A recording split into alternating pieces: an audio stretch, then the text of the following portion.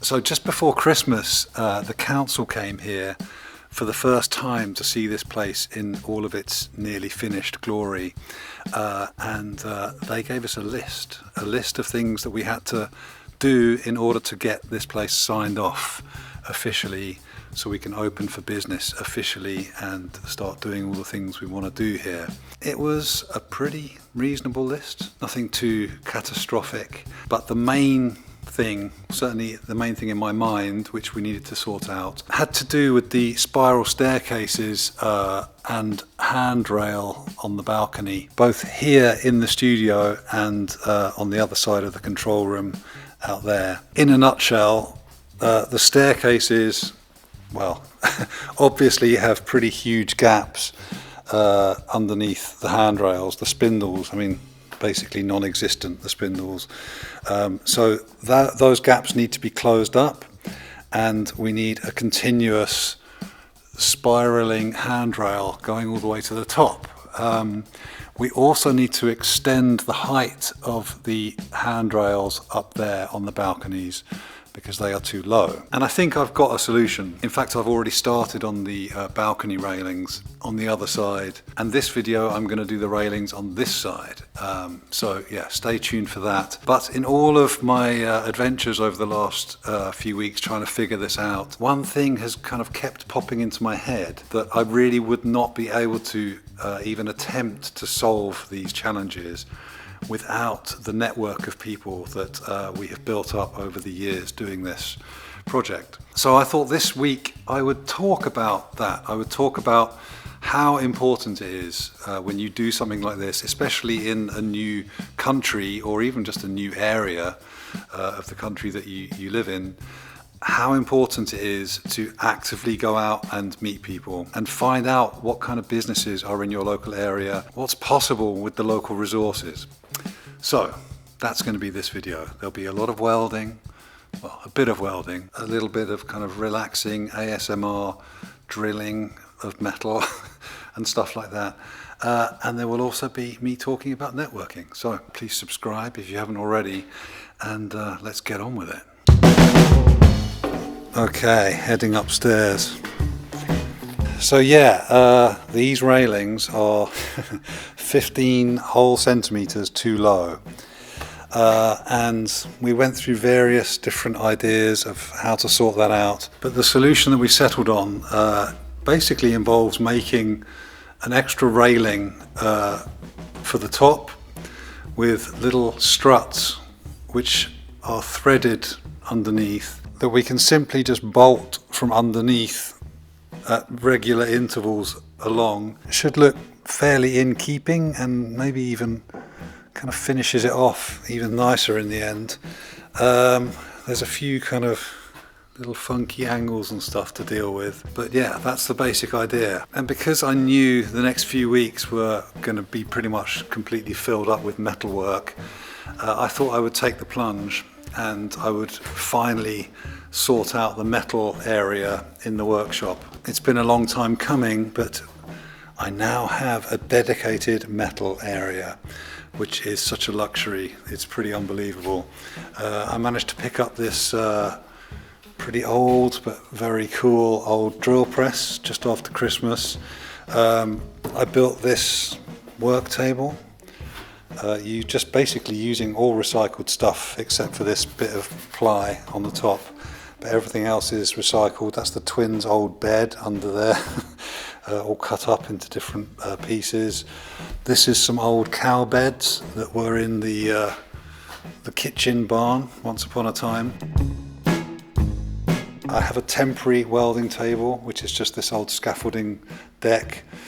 So yeah, I have a great place to work. I have loads of this 19mm bar, which I'm going to cut into sections, drill a hole in the end of each piece, tap that hole so that there's a thread inside, and then make a whole load of sections and bolt them on to the existing handrails. So, first thing to do, make a load of these.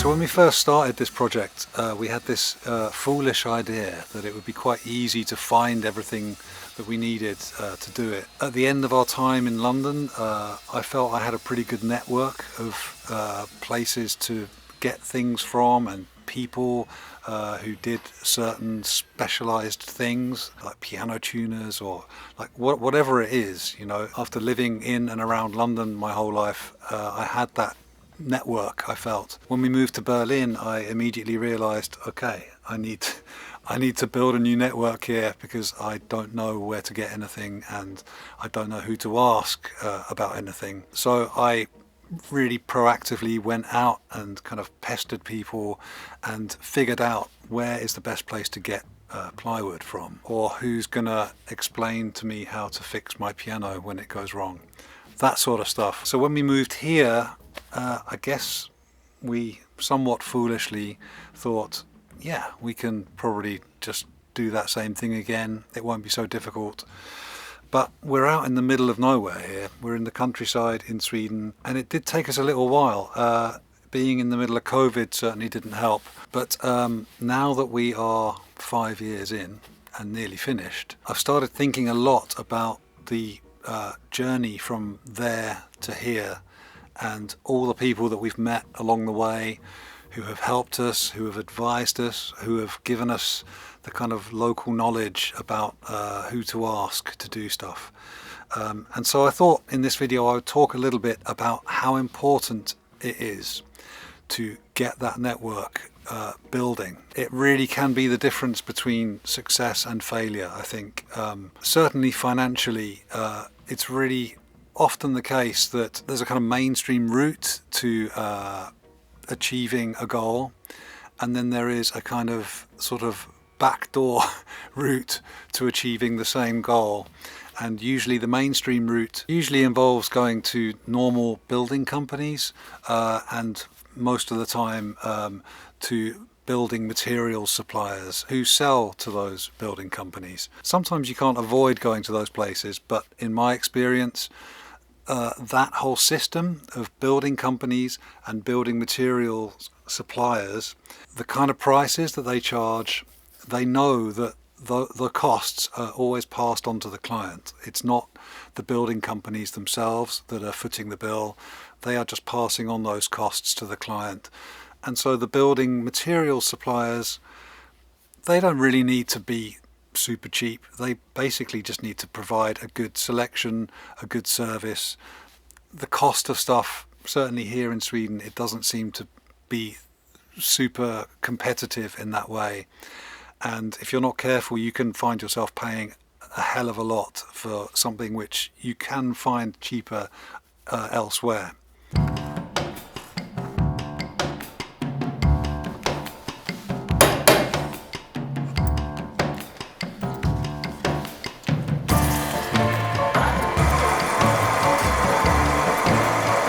A good example of this is the metal that we have used in this place for all of the railings, spiral staircases. We've used so much metal, and all of that metal I have bought from the local metal factory in the village here, which I'm really aware they're kind of doing me a favour, basically.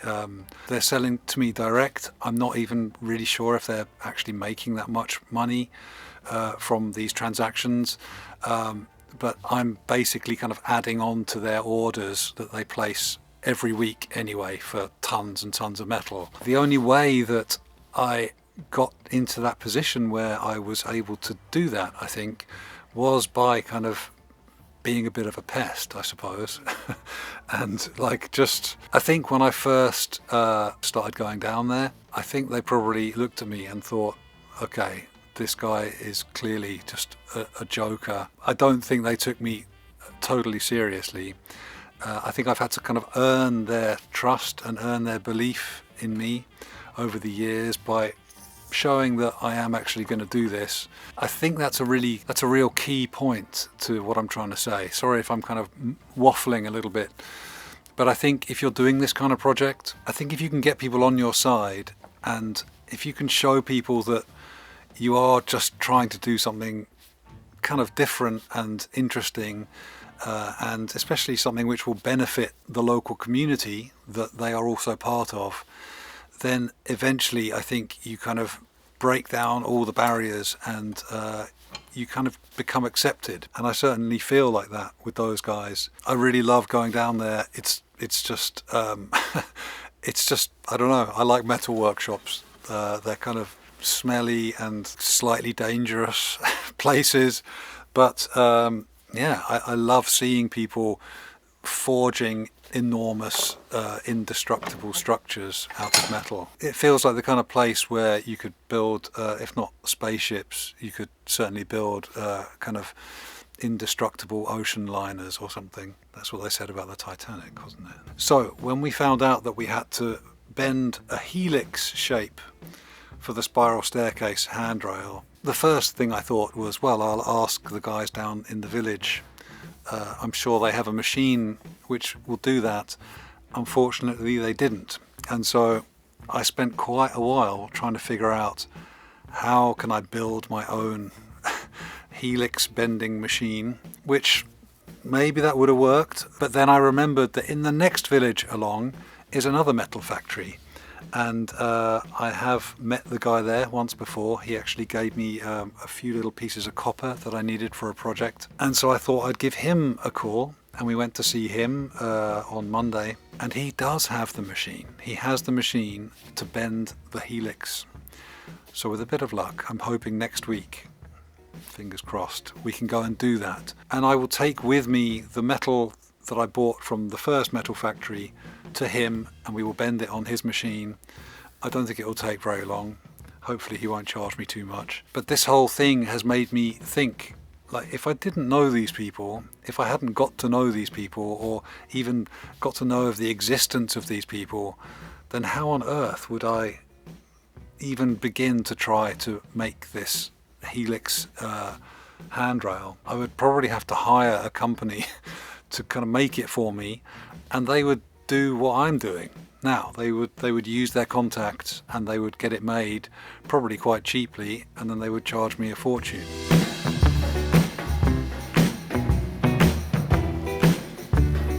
Okay, so those are all done, and up here I've made this little jig spacer thing which holds the railing exactly 15 centimeters above the other railing. I've marked the center point where the uprights are going to bolt into. So now I just need to mark where that is on the railing, weld on the uprights, screw a hole through the existing railing, and bolt it all in. And I'll round off the ends as well. So it's a really good feeling to know that any problem or any kind of challenge or even any kind of creative urge that I get, I'm getting to the point now where I know who to turn to ask for a bit of help, assistance, or advice. And so I just can't stress that enough. If you're going to do this kind of project, be prepared to go and knock on some doors.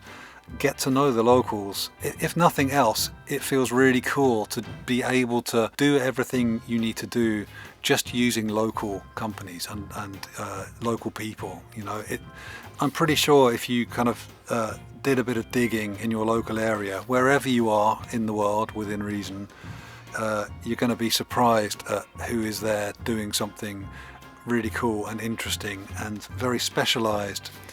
And also it's just a huge part of learning what is possible. There's things that you can do which I had no idea were possible when we started this, and because I've been to these places and met these people and been interested in the processes that they use to do their work, I've learned so much about what is possible, like what's possible with wood, like how does a sawmill work, like what's the process of a sawmill, and kiln drying and air drying and working with green wood, and all of these different processes.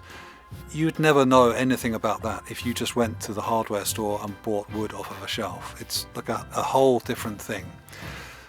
So Anyway, that's my long little soapbox moment. I'm wondering what else has been happening in this video, but yeah, that's my parting little pearl of wisdom. If you're doing any kind of big project like this, even maybe a small project, even if you're not doing a project at the moment, it's always a good idea to get to know your local area and the people that are doing stuff there, and forge those relationships, because if nothing else, you're going to be supporting your local businesses, and that's always a good thing.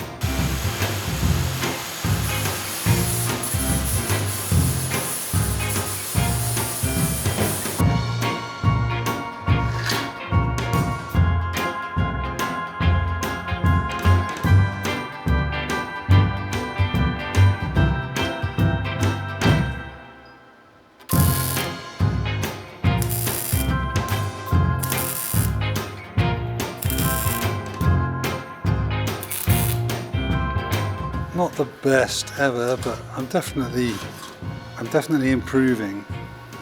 I think with welding, it's good not to be scared of it.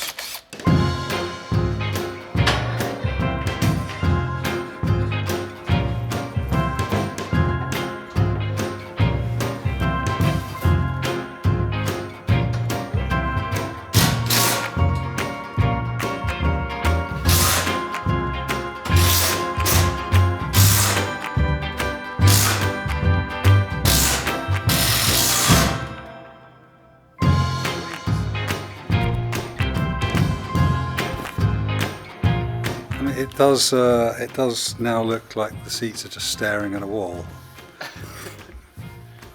I mean, this is the thing. Like any of these theatre situations where you have a kind of balcony thing, like a gallery, it's always quite a low wall because you can't see otherwise. So I guess this is a kind of a good compromise. You can, because at least it's open, and this little slot now, it becomes your little, yeah, exactly. People are quite used to this sensation, staring through a little screen. Okay, well, it's Sunday lunchtime. I did make the next three for this little bit here, including a nice little bend in this one, which I was quite pleased with. So that goes on there like that, looks pretty fancy. But I don't really have time to put all this on and then edit this video. So I'm going to stop for now. I will show you the other side, which is basically done. So yeah, this side is all done except this little bit here, which I still need to weld. I guess I could have done a bend. Maybe I should have done a bend, that would have looked cool. Anyway, I'll put another little bit in there. But this is all done. I think it's really, really beautiful. It kind of finishes it off, you know. Much nicer to hold on to this than to hold on to this, I think. And obviously it's higher, so it feels a bit more safe up here. It's a good view. There's the snooker table. Yeah. Okay, so yeah, tomorrow put these on, weld up that last one, and then that will be chapter 1 of the staircase files closed. So just heading down. So yeah, thank you very much for watching. With a bit of luck, next week we can get the helix bend thing, handrail, and then I can weld that on, and then this whole thing is legal, and then people can legally sit up there and watch a show in here, which would be very good. Okay, lots of love, look after each other. Thanks for staying until the very end of the video. Please subscribe if you haven't already, and I'll see you next week for another episode. All right, take care, goodbye.